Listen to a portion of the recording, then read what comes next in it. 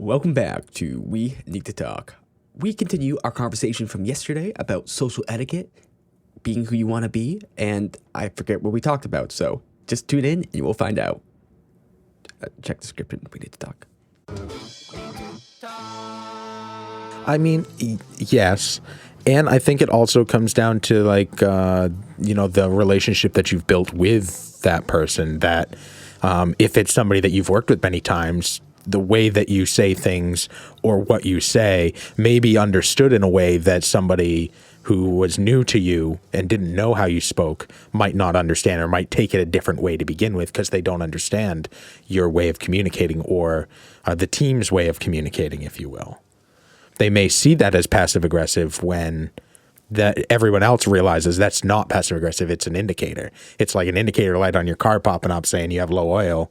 That's not the car being passive aggressive. It's it telling you, hey, here's a thing, just so you know, and you should probably take care of it when you get a chance.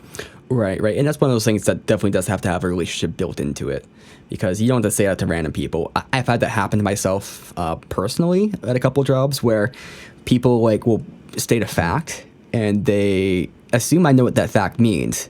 And then something won't get done, and they're like, "Hey, I told you about this, and you didn't do it." I'm like, I thought you were just bringing it up as a fact. I didn't know I had to do something. It's like, well, yeah, why else would I bring it up? I'm like, I don't even know what this thing is. You should have explained what this thing was to me first. Or some people, when they're really prickly and kind of don't want to explain things, you're like, oh, what's that? And they're like, you don't know what that is? What? Why did they hire you? Yeah, I'd never like the slapping people down for ignorance unless it's willful ignorance, because I feel like ignorance nowadays is a choice because we have the world in our pocket at all times. So if you want to know something in general, you could look it up. If someone's like, what does LOL mean? You could Google that just as easily as you could ask it, depending on the situation. But that's super interesting to have those, that relationships play a role in that as well. And I think that's true in the corporate world, where if the relationship that a business has with the outside world, or the reputation, if you will, being that relationship, can often paint how things are done. If BP comes out and says, we're dedicated to protecting wildlife, you kind of take that with a grain of salt, because you know that they've done things over time that have shown that they don't care, or they don't do things to protect against oil spills and things like that. So relationships and reputation can really kind of color how things are framed as well. In the case of BP, I think if they weren't doing that, then the propaganda wouldn't be effective. Because if they, how do you say it? They're trying to equal out for moral deficiencies, right? It's kind of almost like, I don't know, you aren't a very good dad. You don't spend too much time with your kid, but every once in a while, you get a weekend with them and you take them to I don't know, the theme park, and you do all this kind of crazy shit, and you just kind of go over the top. You do one big memorable thing instead of all of the little things that are necessary. Yeah. That's the kind of thing with BP is let's just do this couple good things and hopefully these equal out, and we end up being all right company. But I think South Park kind of satirized it in the perfect way with that whole "I'm sorry" campaign with Cthulhu and all of that, where they're like, you can say you're sorry, but that doesn't equal out the devastation that you're causing on the other end. Words are words, but actions are actions, and they have different weights, and it doesn't equal out. Well, yeah. For me, when a company says I'm sorry, or when they apologize, I don't even know what that means, because it's an abstract entity, right? And there's people in this umbrella of a company, but those people, the people who made the mistake are not the people who are apologizing usually. And the people, I don't know, there's just so many layers to it. And it's kind of also that idea of you never step through the same river, or, things change over time. If a company goes through a period of, say, 10 years, and all the people at that company are brand new people than how they were 10 years ago, isn't that a different company? No, because the whole point of the company is that they have a vision and a mission, and that's written down on paper, and that's what's supposed to be followed. Now, whether that vision or mission actually gets followed through on or not is a completely different fish. But the bottom line is that if the mission of the company is to provide the best socks available to, or the best socks possible to people who need socks, and in doing so, they want to be ethical and source their yarn specifically from yaks, like, then whether you have 100 different people come through that company in the course of any amount of time, as long as they're following that mission, the company is still the same company, because it's about the intention of the company and the actions that they're taking. So it's kind of like a meta property of a collective of people, going under a similar label. It's its own entity. Mm-hmm. Like, and I think your point can kind of be said about people too, because like, I had this conversation with somebody the other day where they're like, I've done all of these things in my life, and, having this experience really changed me. I'm not the same person I was. And I'm like, well, can't you kind of say that about anything? Like, I don't think anyone's the same person that they were 5 years ago. Like, I think everything we do on a daily basis changes us, and over time, we're not the same people. And I think that's the same for a company. Hopefully, they continue to grow too. Everybody continues to grow. Yeah. I definitely am a big believer in that sort of that mindset. Partly because it's true. Number one, every molecule in your body gets replaced every 7 years. It's probably somewhat quicker than that because it's different systems that replace themselves quicker, and blah blah blah. But that's true on a technical level. But you can even say that even if those similar structures are maintaining like some sort of consistency throughout time, they're still changing. And I think that some people change more than others. I think that's one big thing there, because I don't know. There's some people where I think they go through their whole life and they barely develop at all, and whether that's a choice or whether that's something that's thrust on them by society or circumstance, or, that's a whole other conversation. But I do think that most people, they do change quite a bit throughout time, and we're never actually the same, but we all kind of go under the same sort of directive or same label. Maybe we even change from time to time. But like you and I, for instance, I think you and I are way different than we used to be. Like, take me from when I was in... I think in grade school I was pretty much the same. So going from like, say, kindergarten up through like high school to some degree. In high school it became a little bit different, a bit more edgy, I would say. And then college I became a bit more of a troll. Why are you laughing at edgy? Because you're like, when I was in middle school I was so edgy. I said like swear words. Like fuck. You said swear words and owned a skateboard. Yeah. And then at one point, I puffed marijuana. Yeah, that's true. And then in college, allegedly my troll nature came out. And then eventually, I became capable of talking in a way that people can understand, and that was exciting. But I think you're talking about like basic maturing. Mm-hmm. When you're talking about going from elementary school to college, like everybody changes. That's like puberty and maturing as a human being. I think the change from 20 to 30 and then 30 to 40 and like over that time is very different, because I think it happens on a kind of a deeper level. What do you mean exactly? Like how deeper? Because so first you're talking about biology, and biology is, I think, as irrelevant as it is within within a company, that, all of the molecules can change, all of the people can change, but as long as the directive is the same, then it's still the same thing. I don't think that you changing like in a literal sense of physically each cell is as pertinent as like your mentality or your directive as a human being. Mm-hmm. Which I think is very natural to change as the chemistry of your brain changes throughout puberty, and your actual view of the world changes as you have different experiences and things like that. But I think that because when you're younger, you have much less control over your life, that you don't feel as attached to the things that happen to you. So those things change you in like kind of an outward way because they're happening to you. versus as you get older and your decisions become more and more your own, and the consequences of your actions, good or bad, start to become more and more identified with the decisions that you yourself have made. I think that impacts you on a much deeper level because they're direct reflections of the actions and the choices that you yourself have made.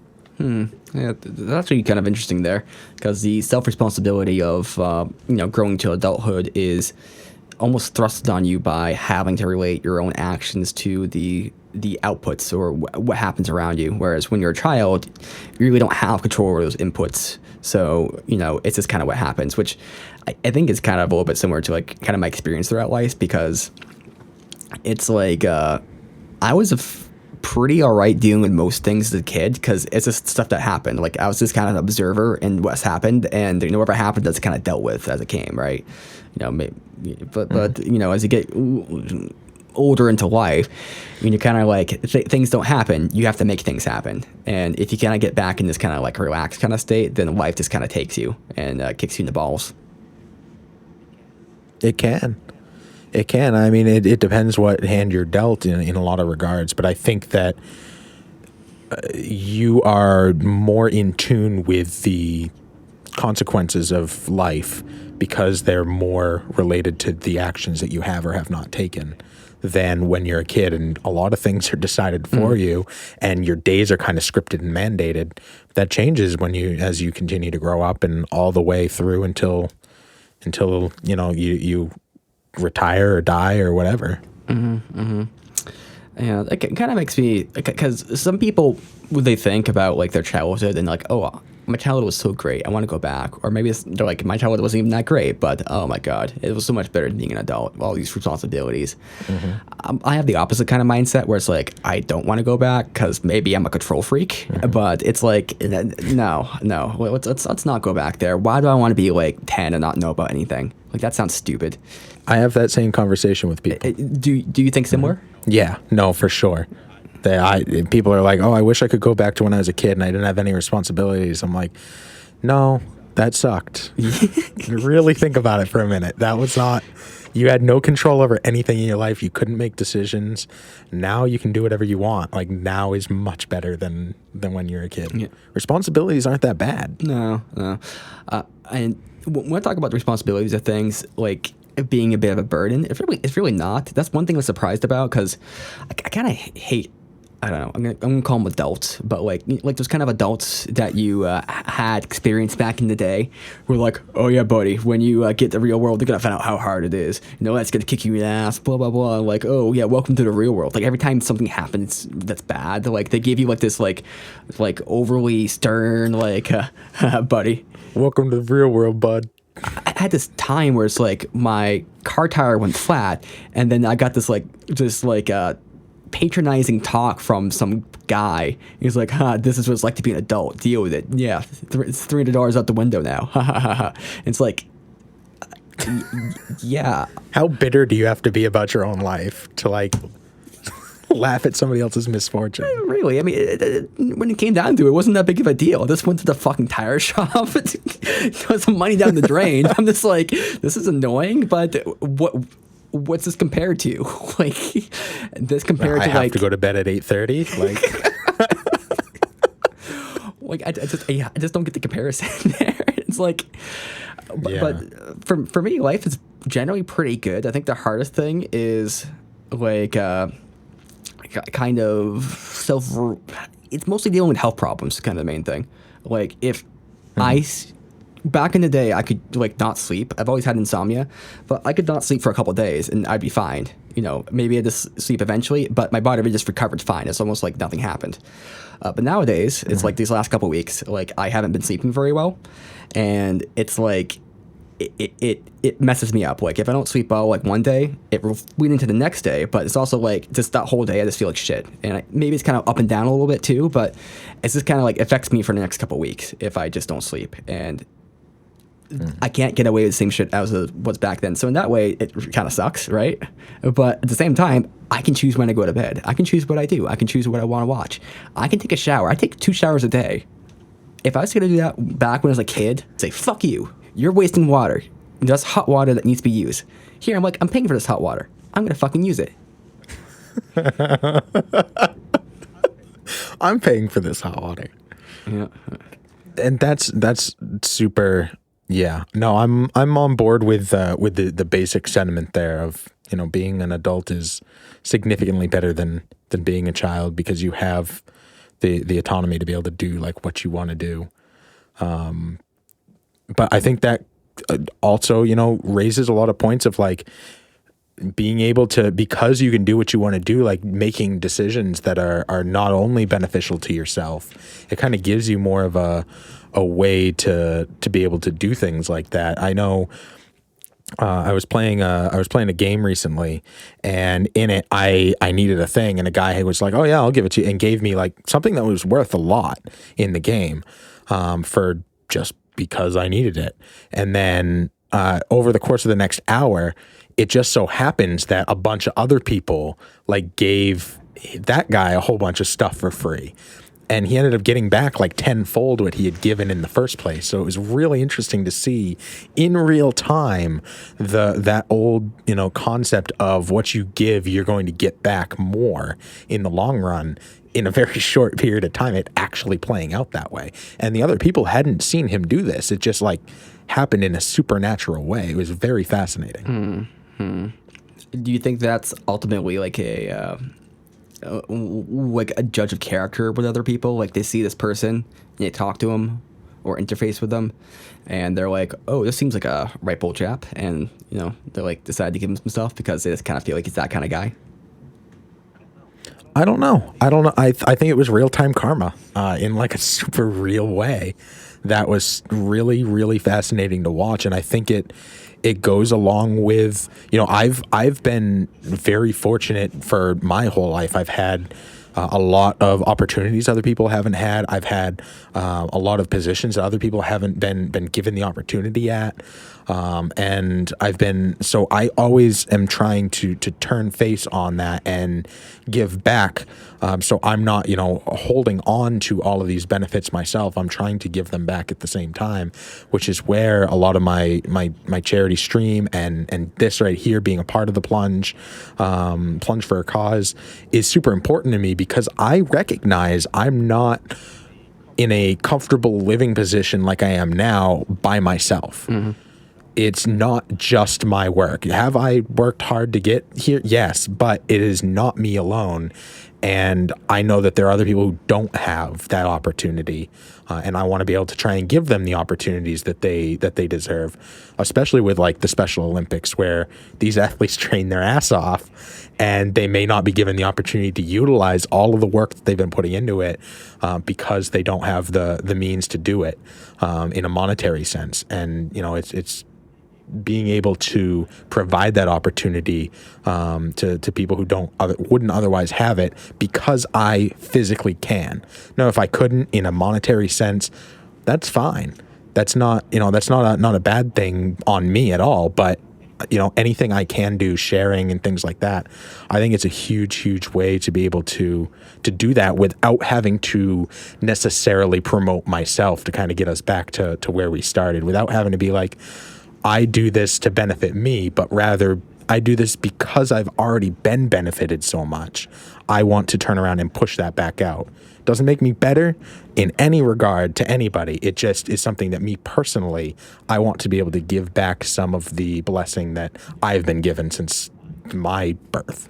Yeah, it's kind of more like a mindset, I think, than like it's more like an approach or a method than it is like a technique or a tactic, if that makes any sense.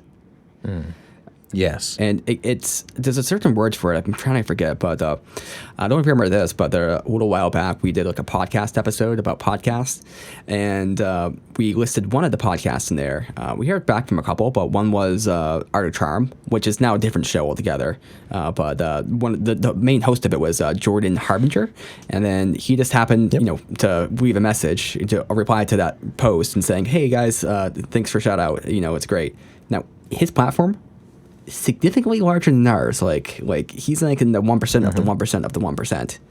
But, you know, him doing that was not just like it wasn't patronizing. It wasn't like him being, how do you say, like like trying to give us publicity. It wasn't him trying to give himself publicity. Obviously not that way because he has more publicity. But it was just kind of like, you know, he kind of has this like, you know, you take in, you get back, you get back, you take in. You know, it's just kind of this push and pull, and it's just kind of like you just ride the waves. And I think that, you know, when you have, because there's always waves, and you have your fortunate moments and you have your unfortunate moments. I had periods of my life where I didn't know where my next meal was coming from. I had to choose between putting gas in my car to work or eating. Like literally, I've gone to bed hungry and it fucking sucks.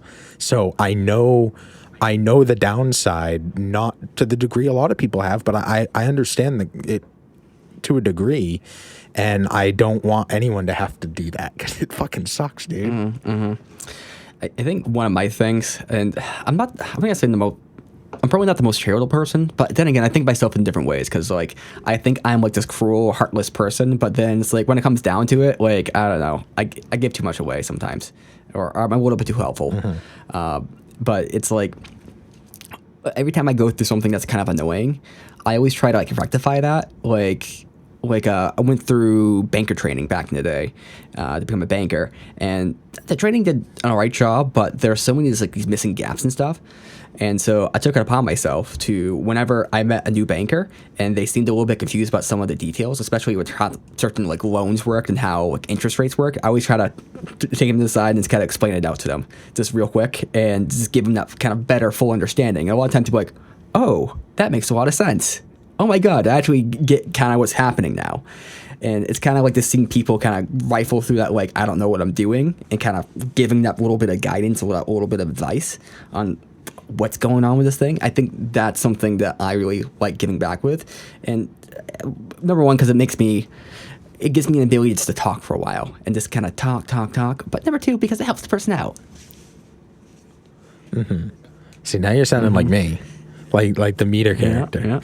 Oh, maybe I've changed. Maybe I've changed for the worse. Maybe so. Wow. Wow, Nate. I think so, you know, I don't have too much of an issue with companies utilizing, you know, doing something good and getting something out of it themselves. It sounds like you don't really either. It sounds like your biggest thing is they just have to be honest about it. Yeah. And I mean, that's my take in all of life is whatever you do, just be honest about it. Yep. Yeah, just to go back to this a little bit, it's kind of like, I think there's a better method to do it. I think it's better to have like a more like the ends is in line with the means sort of directive. But people have different opinions on that. And if they have a different opinion, so long as they're being honest about how they're doing it, you know, that's all that matters, really.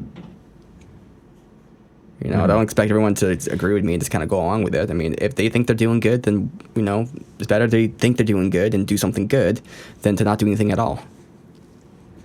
All right on. I think we're on the same page about a lot of these things, and I want to give shout out to The Plunge and to Riley and Hunter and the whole gang for all that they've done for Special Olympics in New Hampshire, because, man, their stream setup was outstanding. It was amazing. I was so impressed every step of the way. They had so many different screens, and they had backgrounds, and they had everything running so smooth for the full 16 hours they were able to stream. And it was just really, really impressive. And that's only in the course of a year, because a year ago they made it happen too. They were doing it with like an old school camera that had batteries that overheated, so they needed to swap it out every hour or so and put it next to a cold window to keep it cool. So they've come such a long way to take it from that to this, and to try and raise more money for such a great cause. So my hat's off to them and what they do, or it's on, if you will, for them, because they really do amazing stuff. They don't keep any money. Everything they get for the show, they end up giving right back to the charity. So insane, amazing. Yeah, I think they do some really good stuff, and it's like at first when I learned about some of the charity stuff they did, I thought it was a little bit hokey, but then it's like because the first time I came across, I think it was Riley. He just had this giant mustache, and he's just like, "Yep, doing it for charity," and I was like, "What?" But then it's like I got to know Riley a bit and kind of their directives and how they are, and I just kind of started thinking these guys are pretty fucking cool, like what they're doing and who they are. It's this very, very cool how they do it. Yeah, they're just super genuinely really good guys. And I know Dave Swellum has been working with them as well. He does the Waking Up for Work podcast. He's going to be plunging this year as well in February. And that guy also does a lot of really amazing stuff. So they have such a strong team around them and are just really genuinely good guys. Really, really impressive. So if you guys get a chance to either share this or donate yourself, I'll match to the rest of the end of the day. I dropped a couple bucks to sponsor the post saying that I'm going to match anything all the way up to $200. So I'm hoping we can hit that 200 so I put some money aside for this specifically. So I'm hoping to be able to utilize that, and I may end up just doing it anyway, but we'll see. For now, I'd love to make it a match. That would be amazing. And let's say that you missed this live stream here. Well, that's okay. We're going to have it in the description. The link, it's going to be good till February. Just head there, click on the link in the description or Facebook, wherever you listen to this. I don't really care where you listen to this, but just find that link somewhere. It's right there. It's fundraising.sonh.org// that's not the right link. How do you say that? Oh my God. It's /fundraiser /Stephen Meter / it's a big long thing. But just click the link. We'll make it super easy. Yeah, and you can donate up to February. So, hey, we don't hit it now. It's fine. Do it later and we'll be grateful. And they will be grateful too. Absolutely. What do you think about the idea of like doing something crazy like that, like the ice bucket challenge, or jumping into the Atlantic Ocean in February? Actually, better question: why is it always about something like getting wet and cold? Well, because they want to see your nipples perk up. Nate, we need to talk.